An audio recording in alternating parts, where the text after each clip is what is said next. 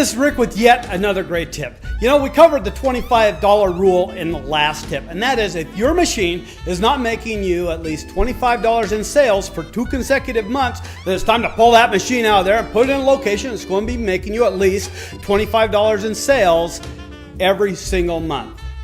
Well, how do you do that? Well, you should have a normal locating procedure in place with all the tips and tricks that we have already talked about and the locating tips that we are going to discuss. You should have a regular systematic locating procedure. But there is a way that you can increase your route almost any time that you want by solving everybody's problems. Let me explain to you. When you get into this business, you'll see many people come and many people go. They all have their own reasons. Like, for instance, you might have a retired guy that gets in the machine. Nobody knows he even has the route. He comes around services. He dies. Nobody knows what happened to him. He just quits servicing his machines. The machines look old. They get bugs. They get stale. They get dirty. Nobody's taking care of it. What do? They have a nonprofit label on it. What do?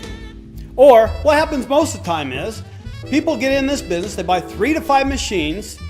They have cheap machines in marginal locations. They go around, service it, find out nobody is buying out of their machines. Locating them is hard to do, and they are not educated. They didn't get the tips, tricks, and secrets that you did to become instantly profitable in the vending business. So they get discouraged. They get defeated. They feel like they have another failure in their life. They quit trying, and they ignore their machines altogether, thinking we just don't have that much money invested in it. So this creates a big problem for you and for me and every other bulk vendor that there is out there.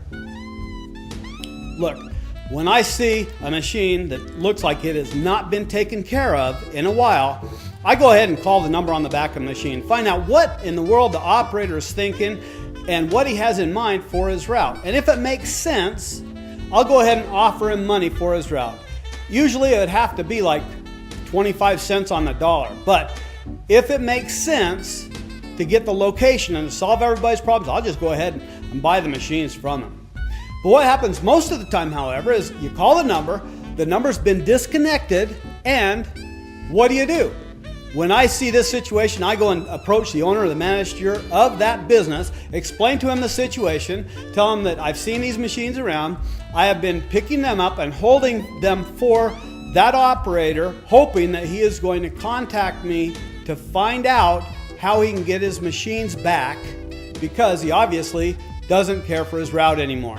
The owner manager thinks, wow, this guy is solving a problem. And he lets me take their machine out, and in turn, I am able to put my machine in that place instead. And everybody is a lot better off. Now, I won't destroy the machine. I will hold it for at least 6 months, and that would mean if I hear nothing from anybody in 6 months that operator does not want the machine, because that means it would have been about a year that he hasn't even come to check on his machine to see how it's doing at all. So, if you want to increase the size of your route all the time, be a problem solver and look for machines that are not being taken care of. You can solve everybody's problem. But stick to your word, hold the machines for 6 months, and don't destroy them before then, and everybody's going to be a lot better off. Hey, I forgot to tell you that in all the time I've been doing this, I have never had one person come to claim their machine. So, remember, solve everybody's problems and make a fortune in the vending business. This is Rick signing off for today. Go out and make it a great day.